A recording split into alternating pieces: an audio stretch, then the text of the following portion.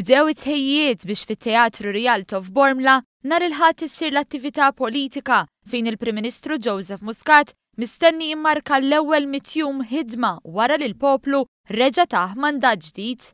Wara sajf ta' ħidma li ma qatitx xejn mill-Gvern, iżda fejn ikkalmaw xi ftit l-attivitajiet politiċi min-naħa tal-Partit Laburista wara kampanji elettorali, hemm stennija l-attività tal-Ħadd.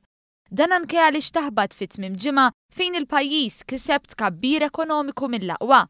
Il-President tal-Partit Laburista Daniel Mikallef tkellem dwar kif huwa f'dan il-kuntest illi mistenni messaġġ b'saħħtu mill-Prim Ministru. Fid-dawl anke ta' riżultati pożittivi li anke esperjenza pajjiżna sa il-ġimgħa stess riżultati pożittivi ekonomiċi, wieħed jistenna mant il-Prim Ministru bħas-soltu n-nies ikunu qed jistennew ukoll messaġġ tiegħu, messaġġ pożittiv, messaġġ b'viżjoni, messaġġ mibni fuq il-lajta li l-Partit Laburista nagħta mandat ieħor sabiex jigverna l dan il-pajjiż għal 5 snin li ġejjin. Għalkemm għaddew ftit inqas minn 100 jum mill-bidu ta' mandat ġdid, ittieħdu numru kbir ta' inizjattivi u pajjiżna diġà reġa' jgħix mumenti storiċi bħat-tmiem tal-Presidenza tal-Kunsill tal-Unjoni Ewropea u l-liġi tal-ugwaljanza fiż-żwieġ.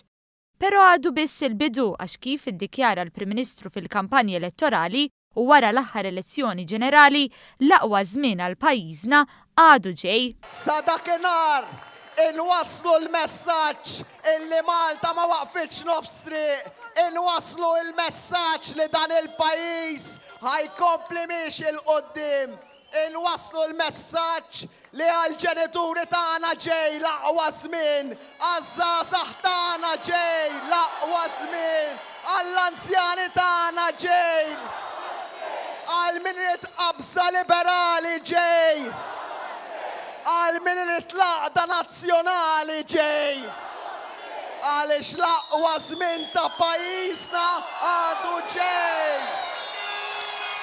Biex itenni dan il-messaġġ il-Partit Laburista qed jistieden lill-pubbliku għall-attività tal-Ħadd bit-tema l-aqwa żmien l-ewwel mitjum